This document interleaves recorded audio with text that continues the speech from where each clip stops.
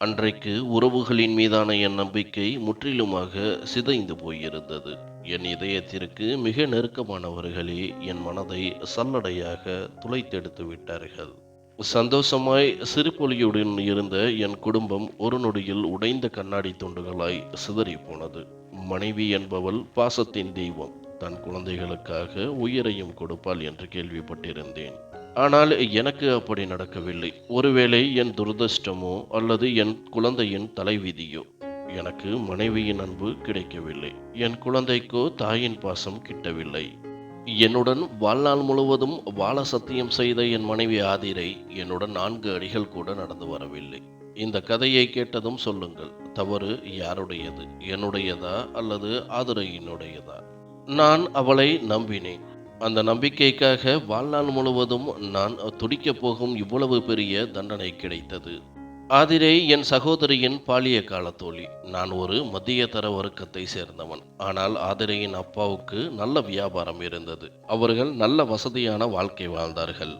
எங்கள் இரு குடும்பத்திற்கும் நல்ல நெருக்கம் இருந்தது. அடிக்கடி வீட்டிற்கு வந்து போவோம். நான் அந்த நாட்களில் வேலை தேடிக் கொண்டிருந்தேன். அப்போதுதான் ஆதிரை என் வீட்டிற்கு வழக்கத்தை விட அதிகமாக வர ஆரம்பித்தாள்.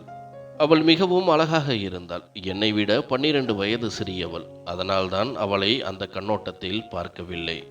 என் தங்கை அவளுடன் நெருங்கிய தோழியாக இருந்தாள். எங்கள் வீடுகளும் அருகருகே இருந்தன. நாங்கள் அண்ணன் தங்கை என்று 2 பேர் மட்டும்தான். எங்கள் பெற்றோர்கள் நெடுங்காலத்திற்கு முன்பே ஒரு சாலை விபத்தில் இறந்து விட்டனர். அப்போது நிலாவுக்கு 4 வயதுதான். நிலாவை நான் தான் வளர்த்து ஆளாக்கினேன். இப்போது நிலா BA முதல் வருடம் படித்துக் கொண்டிருந்தாள். ஆதிரையும் அதே கல்லூரியில் தான் படித்தாள். மாலையில் நான் களைப்புடன் வீடு திரும்புவேன். அன்றைக்கு 3 இடங்களில் நேர்முக தேர்வு கொடுத்து விட்டு வந்திருந்தேன். ஆனால் வேலை கிடைக்கும் என்ற நம்பிக்கை இல்லை. எங்களை போன்ற இளைஞர்களின் பெரிய பிரச்சனை இதுதான். என்னுடைய படிப்பு சிறப்பாக இருந்தாலும் சிபாரிசு இல்லை. சிபாரிசு அல்லது பணம் இருந்தால் மட்டுமே வேலை கிடைக்கும். திறமைக்கு மதிப்பு இல்லை. ஆதிரையின் அம்மாவும் என் அம்மாவும் பால்யகால தோழிகள். அதனால் இருவரும் அக்கா தங்கை போலவே பாசம் வைத்திருந்தனர். ஆதிரையின் அம்மா என்னையும் நிலாவையும் தன் சொந்த பிள்ளைகளைப் போலவே நேசித்தார். நிலா தனிமையாக உணராதபடி எங்கள் வீட்டிற்கு அடிக்கடி வந்து செல்வார். ஆதிரை எங்கள் வீட்டில்தான் பெரும்பாலும் இருப்பாள். நான் நிலாவை அழைத்து, நிலா ஒரு கப் தேநீர் போட்டுத்தா, எனக்கு தலை வலிக்கிறது என்றேன். வீட்டிற்கு வந்ததும் சாப்பிட்டு விட்டு டியூஷன் எடுக்கச் செல்வேன். குடும்ப செலவுகளை சமாளிப்பதற்காக. இரவு 7 மணி முதல் 10 மணி வரை வீட்டிலேயே டியூஷன் எடுப்பேன். 11ஆம் 12ஆம் வகுப்பு இளைஞர்களுக்கு பாடம் சொல்லிக் கொடுப்பேன். நான் இன்னும் தலையை பிடித்து கொண்டு அமர்ந்திருந்தேன். வேலை கிடைக்காததால் மிகவும் கலக்கத்துடன் இருந்தேன். அப்போது ஆதிரை என் முன் தேநீர் கோப்பையை நீட்டினாள். அவள் கையிலிருந்து தேநீர் கோப்பையை வாங்கினேன். அவள் என் அருகிலேயே அமர்ந்து கொண்டாள். விகாஸ், சீக்கிரம் தேநீரை குடித்துவிட்டு எனக்கு அக்கவுண்டன்சி மற்றும் எக்கனாமிக்ஸ் கேள்விகளை விளக்கு. சத்தியமாக சொல்கிறேன், செய்து செய்து சோர்வடைந்து விட்டேன். எனக்கு புரியவே இல்லை என்றாள். அவள் அப்படித்தான் இருப்பாள். என்னை விட 12 வயது சிறியவள் என்றாலும் என் பெயரை சொல்லியே அழைப்பாள். நான் ஆதிரை, எனக்கு ரொம்ப தலைவலிக்கிறது என்றேன். என் பேச்சை கேட்டதும் நான் என்ன செய்ய முடியும்? தலைவலியா? தேநீரை குடி. மரியாதையாக எனக்கு விளக்கம் கொடு. எந்த பிரச்சனையும் நான் கேட்க மாட்டேன் என்றாள். நான் அவளை கண்களில் ஒரு முறை நோக்கினேன். ஏன் என்று தெரியவில்லை. ஆனால் என்னால் அவளை மறுக்க முடியவில்லை. ஏன் மறுக்க முடியவில்லை என்று எனக்கு புரியவில்லை. களைப்பாக இருந்தாலும் அவளுக்கு பாடம் சொல்லிக் கொடுக்க ஆரம்பித்தேன். ஆனால் அவள் மிகவும் பிடிவாதமான பெண். மீண்டும் மீண்டும் விளக்கினாலும் அவள் மூளையில் எதுவும் ஏறவில்லை. நான் முழு கேள்விகளையும் விளக்கிவிட்டு, ஏதாவது மண்டையில் ஏறியதா இல்லையா என்று கேட்டபோது, ஆமாம், எல்லாம் புரிந்தது. ஆனால் இந்த கேள்வி எப்படி தீர்க்கப்பட்டது என்றாள். பேனாவை வாயில் கடித்து கொண்டு அவள் ஒரு பைத்தியக்காரத்தனமான பதிலை கூறி என்னை மேலும் எரிச்சல் ஊட்டினாள். எனக்கு அவள் மீது கோபம் அதிகமானது. நான் டியூஷன் செல்லும் நேரமும் ஆகிவிட்டது. நான் எழுந்து நின்றேன். எழுந்து போ, நீ படிக்க மாட்டாய். இது உன் வேலை இல்லை. அத்தையிடம் சொல்கிறேன்.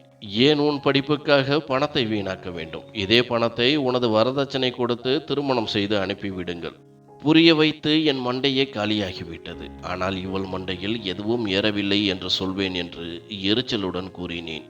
ஆனால் நான் எதிர்பாராத ஒரு பதில் எனக்கு கிடைக்கும் என்று அப்பொழுது நான் அறியவில்லை. ஆதிரை, அப்படியானால் சரி, அம்மாவிடம் சொல்லி என்னை பெண் கெட்டு விடுங்கள் என்றாள். நான் திடீரென ஆச்சரியத்துடன் அவளை பார்த்தேன். அவள் புன்னகைத்தாள். வெட்கப்பட போலித்தனமாக முயன்றாள். பிறகு உடனடியாக அங்கிருந்து எழுந்து சென்று விட்டாள். நான் நின்ற இடத்திலேயே நின்று கொண்டிருந்தேன். ஆதிரை என் மீது இப்படிப்பட்ட எண்ணங்களை வைத்திருப்பாள் என்று நான் நினைத்து கூட பார்த்ததில்லை. அன்று முழுவதும் என் மனம் ஆதிரையின் பேச்சிலேயே இருந்தது. அவளுடைய பேச்சு எனக்கு முற்றிலும் முட்டாள்தனமாக தோன்றியது. என்னை விட 12 வயது சிறியவள். என் வயது 31. அவளுக்கு இப்போதைக்கு 19 வயதுதான். ஒருவேளை அவள் கேலி செய்திருக்கலாம் என்று நினைத்தேன்.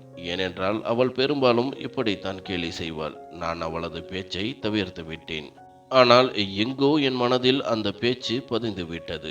இப்பொழுதெல்லாம் அவள் என் அருகில் அமர்ந்து உரிமையுடன் என் கைகளை பிடிக்கும்போது என் இதயமும் துடித்தது. என் இதய துடிப்புகள் வித்தியாசமாக துடித்தன. நான் உடனடியாக என் கைகளை விலக்கிக் கொண்டு எழுந்து வெளியே சென்று விடுவேன். உண்மையை சொல்லப்போனால் ஆதிரைக்கான என் உணர்வுகளை நான் அடக்க விரும்பினேன். ஆதிரைக்காக என் மனதில் வேறு எந்த உணர்வும் உருவாக நான் விரும்பவில்லை. ஆதிரையின் அப்பாவுக்கு நல்ல வியாபாரம் இருந்தது. எங்கள் குடும்பத்தை விட அவர்களின் நிலைமை மிகவும் நன்றாக இருந்தது. ஆதிரை அவர்களின் இளைய மற்றும் செல்ல மகள். ஆதிரைக்கு ஒரு அக்கா இருந்தாள். அவளுக்கு திருமணமாகிவிட்டது. என் வயதில் ஒரு அண்ணன் இருந்தான். அவனுக்கு திருமணமாகிவிட்டது. ஆதிரைக்கு மட்டுமே இன்னும் திருமணமாகவில்லை. நான் வேலையில்லாமல் இருந்ததால் திருமணம் பற்றி நினைத்து கூட பார்க்கவில்லை. அம்மா அப்பா இறந்த பிறகு நிலாவை நான் தான் வளர்த்தேன். நான் முன்பே வேலை பார்த்திருந்தாலும் இம்முறை எனக்கு ஒரு நல்ல நிறுவனத்தில் வேலை கிடைக்க வேண்டும் என்று விரும்பினேன். ஏனென்றால் என் மீது நிலாவின் பொறுப்பும் இருந்தது.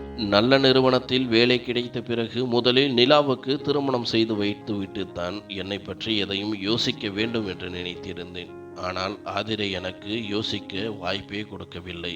கடந்த 2 மாத ஓட்டத்திற்கு பிறகு இறுதியாக எனக்கு பிடித்த வேலை கிடைத்தது. சம்பளம் 30,000. நான் மிகவும் மகிழ்ச்சியாக இருந்தேன். இனிப்புடன் வீட்டிற்கு வந்தேன். நிலாவும் ஆதிரையும் வீட்டிலேயே இருந்தார்கள். நான் நிலாவின் வாயில் இனிப்பை ஊட்டிவிட்டு எனக்கு வேலை கிடைத்து விட்டது என்றேன். அவள் சந்தோஷமாக, அண்ணா, இது மிக நல்ல செய்தி. இன்று நான் உங்களுக்கு தேநீருடன் பக்கோடாவும் பொரித்து தருகிறேன் என்று சொல்லிவிட்டு சென்றாள். ஆனால் ஆதிரை மிகவும் அமைதியாக நின்றாள். என்னையே கூர்ந்து பார்த்து கொண்டிருந்தாள். அவளுக்கு என்ன ஆயிற்று என்று எனக்கு புரியவில்லை. திடீரென அவளும் சிரித்தபடியே என் கழுத்தை கட்டிப்பிடிக்க முன் வந்தாள். விகாஸ், உன் வேலைக்கு வாழ்த்துக்கள் என்றாள். ஆனால் அவள் என் கழுத்தில் கை போடுவதற்கு முன்பே நான் அவளை தடுத்து விட்டேன். போதும், தூரத்திலிருந்தே வாழ்த்து தெரிவி, ரொம்ப ஒட்டிக்கொள்ள தேவையில்லை என்றேன். நான் இப்படி சொன்னதும் அவன் முகம் சுளித்தாள். நான் ஏன் முகத்தை சுளிக்கின்றாய் என்றேன். இனிப்பு பெட்டியை அவளுக்கு அருகில் நகர்த்தினேன். இந்தா, நீயும் சாப்பிடு. உன் கண் பட்டு நான் சாப்பிடும்போது என் வயிறு வலிக்கக்கூடாது என்று கேலியாக சொன்னேன். ஆனால் அவள், உன் கையால் எனக்கு ஊட்டு, அப்போதுதான் சாப்பிடுவேன் என்றாள். அவள் செயல் எனக்கு பிடிக்கவில்லை. நான் பெட்டியை அங்கேயே மேஜையில் வைத்து விட்டேன். வேண்டுமானால் சாப்பிடு, வேண்டாம் என்றால் வேண்டாம். ஆனால் இப்படிப்பட்ட தேவையற்ற பிடிவாதம் பிடிக்காதே என்றேன். இதை சொல்லிவிட்டு அங்கிருந்து நிலாவை கூப்பிட்டு தேநீரை என் அறைக்கு கொண்டு வா என்றேன். நான் என் அறைக்கு சென்று விட்டேன். அந்த பெண்ணின் செயல்கள் எனக்கு விசித்திரமாக தோன்றின. சிறிது நேரத்தில் என் அறை கதவு திறந்து அவள் மிகுந்த கோபத்துடன் என் அறைக்குள் நுழைந்து என் படுக்கையில் நேர் எதிரே அமர்ந்து கொண்டாள். விகாஸ், உனக்கு இவ்வளவு சின்ன விஷயமும் புரியவில்லையா? நீ எனக்கு பிடித்திருக்கின்றாய், நான் உன்னை காதலிக்கின்றேன் என்றாள். அவளுடைய இந்த வார்த்தையை கேட்டு நான் அவளை கோபமாக பார்த்தேன். உன் வயதை பார்த்தாயா? உனக்கு வெட்கமாக இல்லையா? இவ்வளவு சின்ன வயதில் நீ என்னிடம் இப்படி பேசுகின்றாய். நீ படிக்கும் நாட்கள் இது, புரிந்ததா? இனிமேல் என்னிடம் இப்படி பேசினால் அத்தையிடம் சொல்லிவிடுவேன் என்று கடுமையாக கடித்து கொண்டேன்.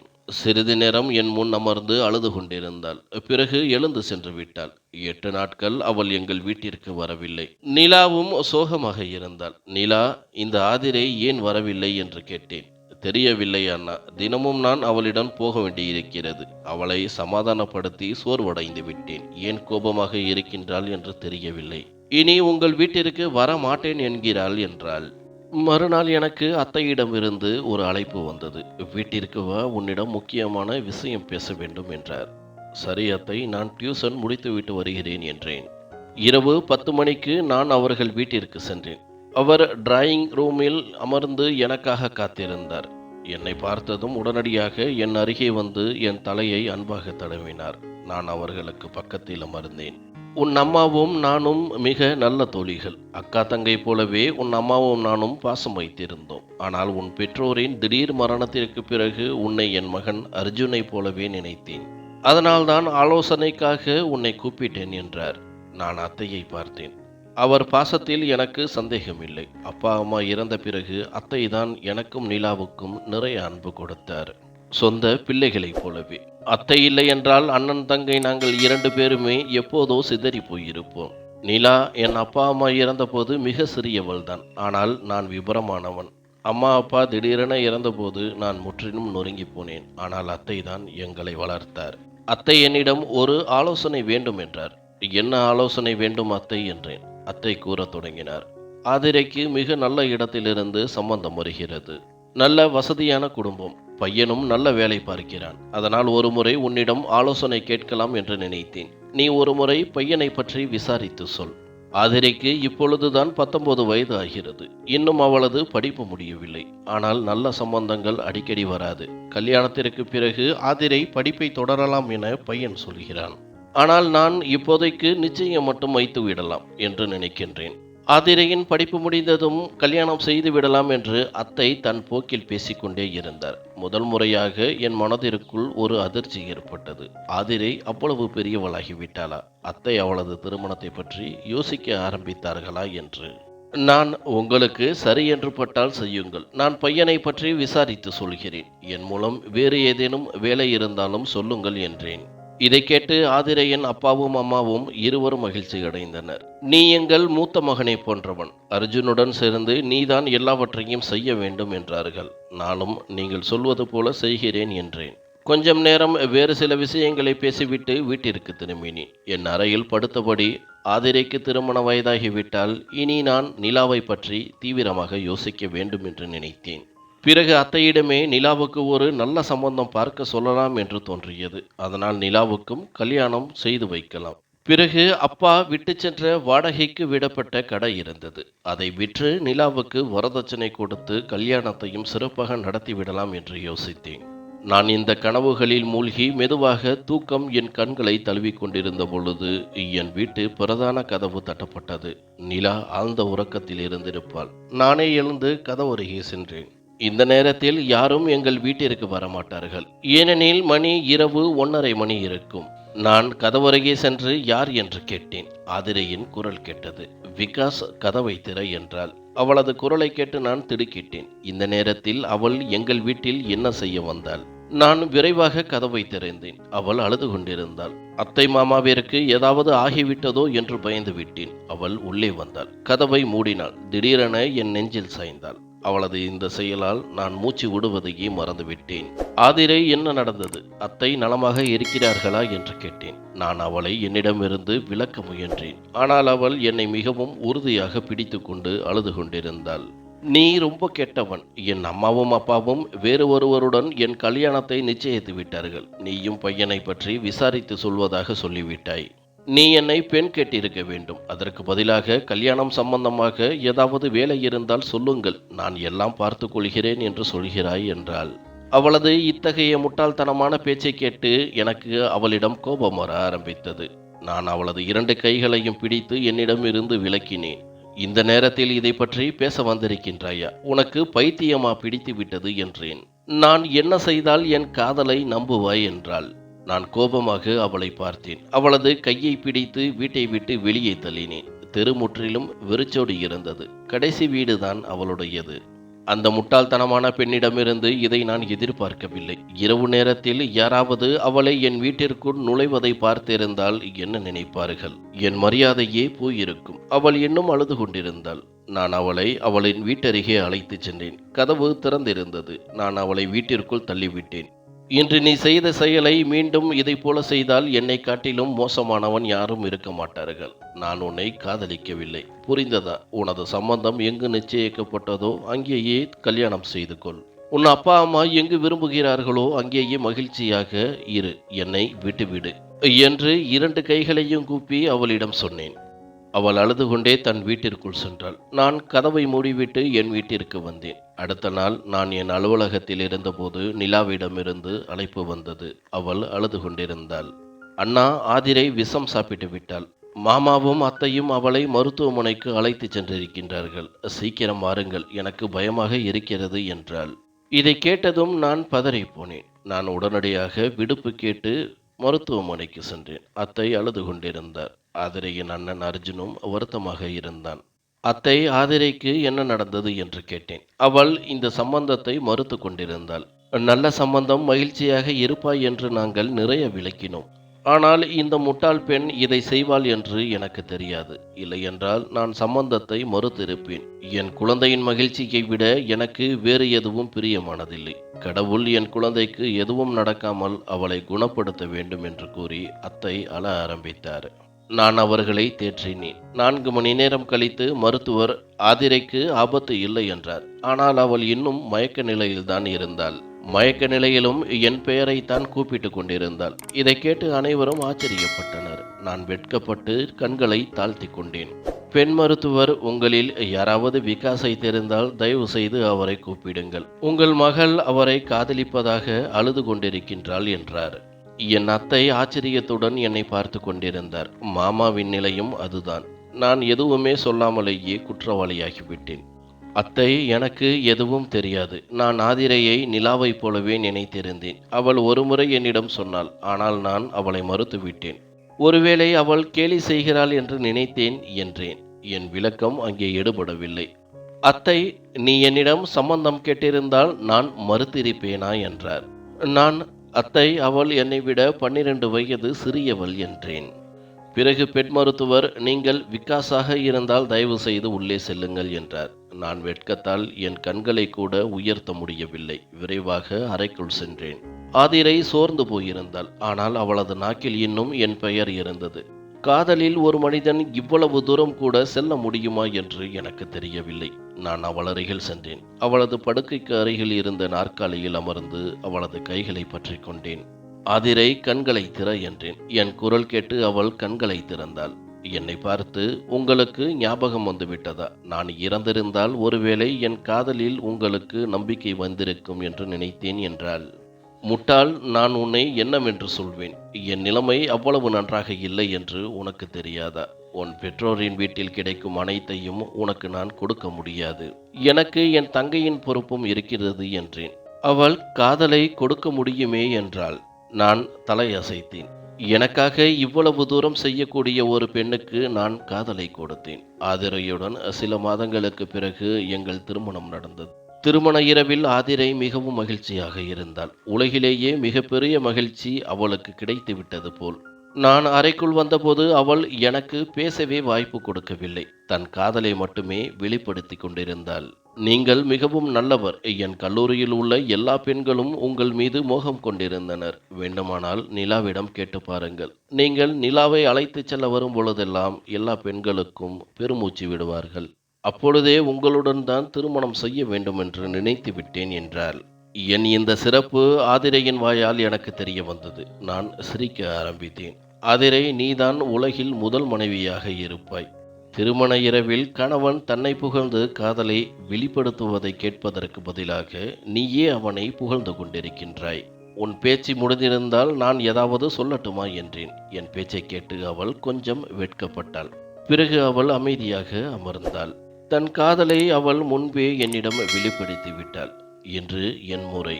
நான் அவளுக்கு தகுதியான அன்பை கொடுத்தேன். நாட்கள் செல்ல செல்ல ஆதிரையின் மீதான என் அன்பு அதிகரித்தது. திருமணத்திற்கு பிறகு நான் அவளது ரசிகனாகிவிட்டேன் என்று சொல்வது உண்மை.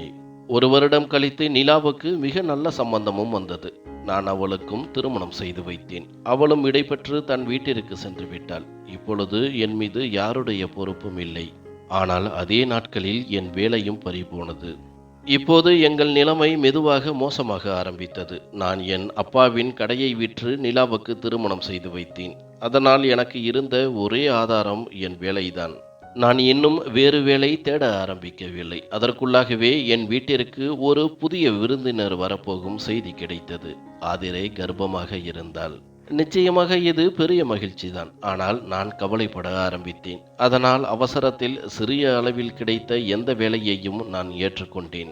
இப்போது வீட்டில் செலவுகள் அதிகரிக்க தொடங்கின. ஆதிரையின் உண்மையான காதலின் பரீட்சை இப்பொழுதுதான் தொடங்கியது. ஆனாலும் நான் டியூஷன் எடுத்தாவது வீட்டில் எந்த குறையும் இருக்கக்கூடாது என்று முயற்சி செய்தேன். ஆனால் ஆதிரையின் தேவைகள் நாளுக்கு நாள் அதிகரித்து கொண்டிருந்தன.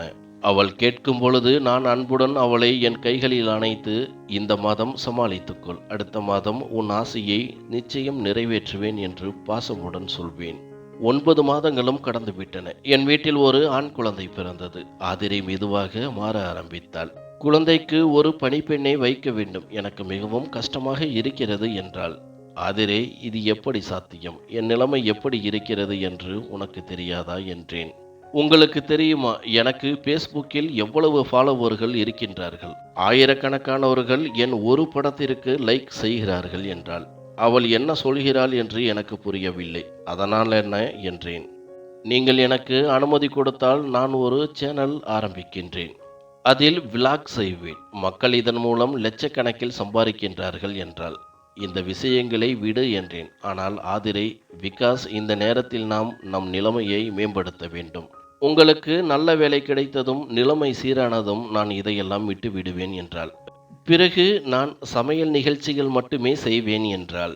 நான், சரி, முயற்சி செய்ய வேண்டும் என்றால் செய். ஆனால் சமூக ஊடகங்களில் உன்னை அதிகமாக காட்டிக்கொள்ள தேவையில்லை. என்னை தவிர வேறு யாரும் உன்னை தவறான கண்ணோட்டத்தில் பார்த்தால் என்னால் பொறுத்து கொள்ள முடியாது என்றேன்.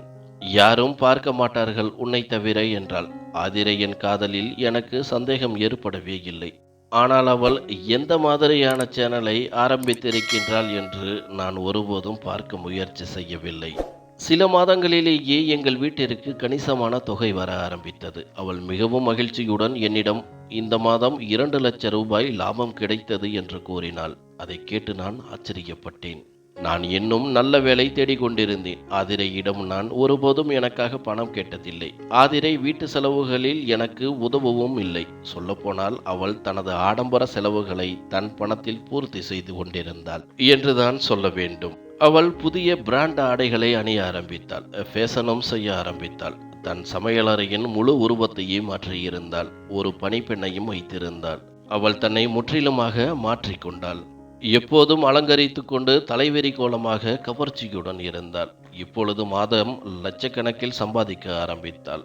நாளுக்கு நாள் அவளது அழகு மெருகேறி கொண்டிருந்தது. அதன் பிறகு எனக்கு ஒரு வேலையும் கிடைத்தது. வேலையில் பிஸியாக இருந்தேன். சில காலம் அவளை அவள் போக்கிலேயே விட்டுவிட்டேன். மெல்ல மெல்ல அவள் வீட்டின் முழு அமைப்பையே மாற்றியிருந்தாள். இப்பொழுது அவள் வீட்டில் வீடியோக்களையும் எடுத்தாள். எப்படி எழுகிறாள், எப்படி உட்காருகிறாள், காலை உணவு என்ன சாப்பிடுகிறாள், மதிய உணவு என்ன சமைக்கின்றாள் என்று தன் மகனையும் காட்ட ஆரம்பித்தாள். ஒரு முறை என்னிடம், நான் அனைவரிடமும் உன்னை காட்ட விரும்புகின்றேன், ஏனென்றால் என் ஃபாலோவர்கள் கணவனையும் காட்டச் சொல்கிறார்கள் என்றாள். நான், உனக்கு பைத்தியமா என்றேன். விகாஸ், எல்லோரும் சொல்கிறார்கள் என்றாள். இதெல்லாம் உன்னோடு வைத்துக் கொள்வது நல்லது. எனக்கு இதெல்லாம் பிடிக்கவில்லை என்றேன். ஆனால் மெல்ல மெல்ல அவளும் என்னை இதற்கும் சம்மதிக்க வைத்தாள். நான் ஒரு சாதாரண மனிதன். எனக்கு விலை உயர்ந்த ஆடைகள் அணிவதில் விருப்பமில்லை. அதற்காக கவலையும் இல்லை. ஆனால் ஆதிரை என்னை தன் விலாகில் சேர்த்து விட்டாள். நான் அவளுடன் சேர்ந்து ஒரு வீடியோவில் வந்தேன். அதிகமாக எதுவும் பேசவில்லை.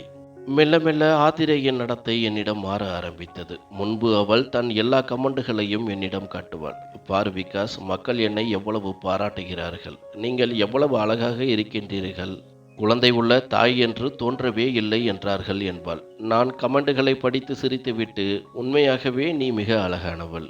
என்னை போன்ற ஒரு ஆண் கூட உன் மீது மோகம் கொண்டு விட்டான் என்றால் நிச்சயமாக அவர்களுக்கும் எந்த தவறும் இல்லை. அவர்களுக்கு உன்னை பிடித்திருந்தால் சரிதான் என்பேன்.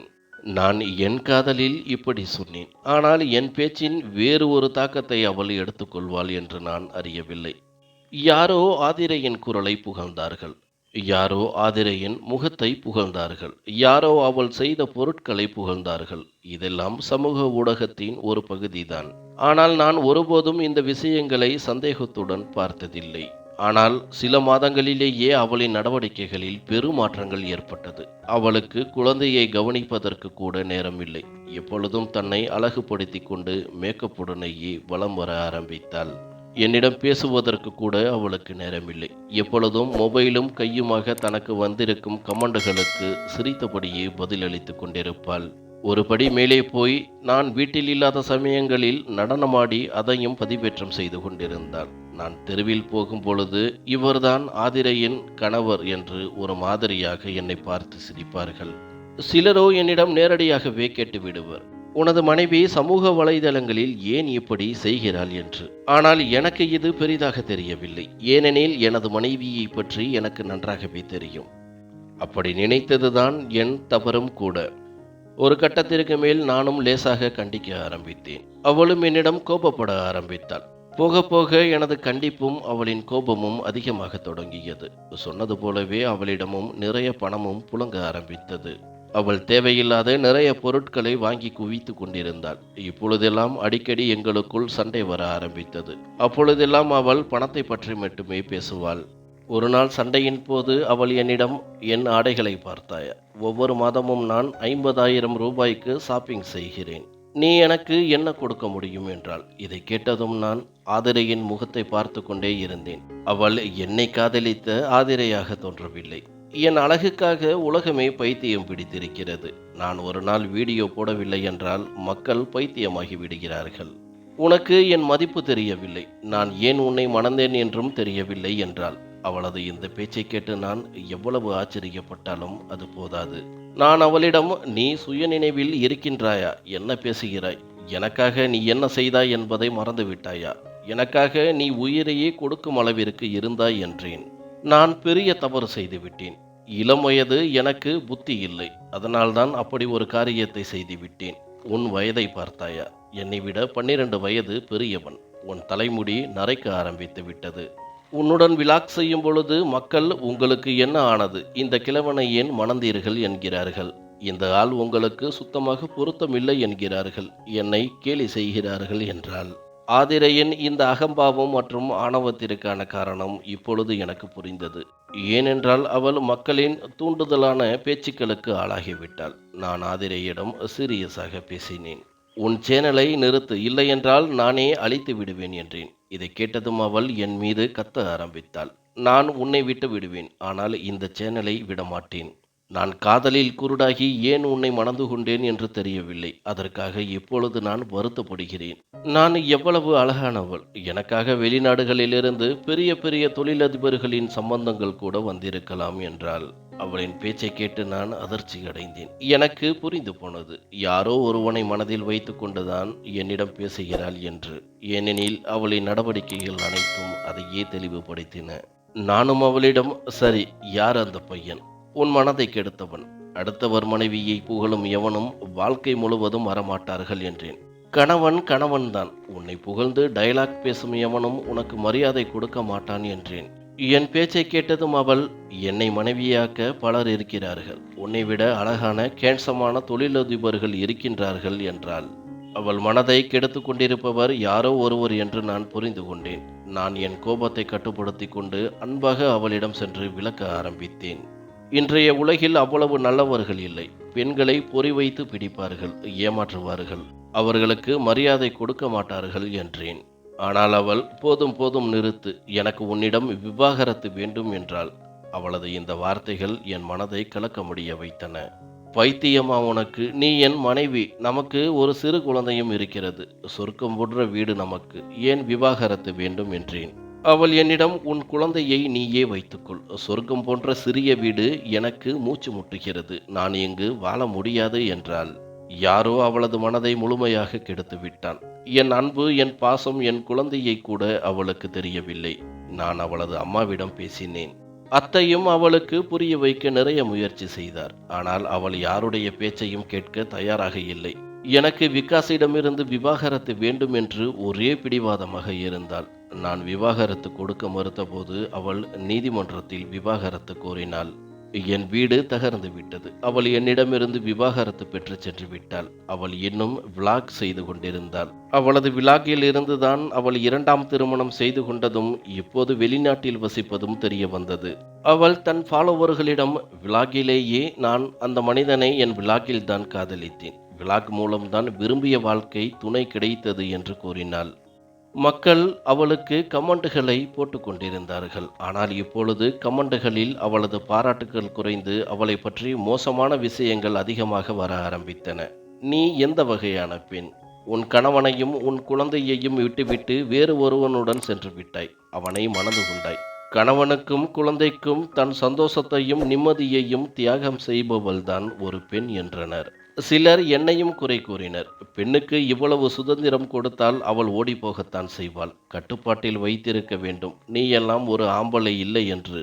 ஆனால் நான் அவளை நம்பினேன். ஒரு ஆண் எப்பொழுதும் பெண்ணை சந்தேகப்பட வேண்டுமா? அவளை நம்பக்கூடாதா? அவளை எப்பொழுதும் சந்தேகத்தின் பிடியில் வைத்திருக்க வேண்டுமா?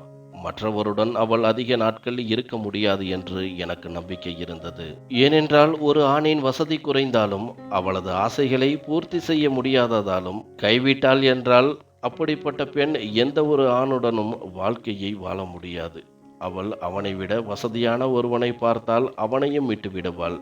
அல்லது அதே ஆண் ஆதிரையை விட அழகான பெண்ணை பெற்றால் ஆதிரையை விட்டு விடுவான். ஒருவேளை அப்பொழுது அவள் என் மதிப்பை உணருவாள். ஆனால் என் பார்வையில் அவள் தன் எல்லா மதிப்பையும் இழந்து விட்டாள். அவள் ஒரு பைசாவுக்கும் பயனற்றவளாகிவிட்டாள். அப்படிப்பட்ட பெண்ணை நான் மீண்டும் என் வாழ்க்கையில் சேர்க்க முடியாது. ஒருவேளை எந்த பெண்ணையும் சேர்க்க முடியாது. ஆனால் ஒரு நாள் என் தங்கை நிலா தன் கணவனின் சகோதரிக்கு என்னிடம் சம்பந்தம் கொண்டு வந்தாள். அண்ணா, உங்களுக்கு ஒரு சிறிய குழந்தை இருக்கின்றது. எப்படி சமாளிப்பீர்கள்? வாழ்நாள் முழுவதும் இப்படியே இருந்துவிட முடியுமா? என் கணவனின் சகோதரியும் விதவை. உங்களுக்கு தெரியும் அவள் எவ்வளவு நல்லவள். 2 மாதங்களுக்கு முன்புதான் அவளது கணவர் ஒரு சாலை விபத்தில் இறந்து விட்டார். பாவம், அந்த பெண் திருமணமாகி 8 மாதங்கள் தான் ஆகியிருந்தன. ஆனால் 8 மாதங்களிலேயே விதவையாகிவிட்டாள். நீங்கள் சுமதியை மணந்து கொள்ள வேண்டும் என்று விரும்புகிறேன் என்றாள். நான் நிலாவின் பேச்சை மறுத்தேன். ஆனால் நிலா பிடிவாதமாக இருந்தாள். நீங்கள் சுமதியை மணக்கவில்லை என்றால் நான் உங்களிடம் ஒருபோதும் பேச மாட்டேன் என்றாள். நிலாவின் பிடிவாதத்திற்கு முன் நான் கட்டாயப்படுத்தப்பட்டேன். சுமதியை மணந்து கொண்டேன். சுமதி மிக நல்ல பெண். என் மகன் ரோகனை அவள் தன் சொந்த குழந்தையைப் போல ஏற்றுக்கொண்டாள். ஆனால் எனக்குத்தான் பெண் மீதான நம்பிக்கை போய்விட்டது. சுமதி மீது என்னால் நம்பிக்கை வைக்க முடியவில்லை. ஆனால் சுமதி தன் அன்பிலும் விசுவாசத்திலும் எனக்கு எந்த குறையும் வைக்கவில்லை. ஒருவேளை அவளது விசுவாசத்தாலும் அன்பாலும் மெல்ல மெல்ல நானும் அவளை காதலிக்க ஆரம்பிக்கலாம். ஒருவேளை ஆதிரையை விரைவில் என் இதயத்திலிருந்து அகற்ற முடியும். நண்பர்களே, ஆதிரை என் இதயத்திலிருந்து சீக்கிரம் அகல நீங்கள் அனைவரும் பிரார்த்தனை செய்யுங்கள்.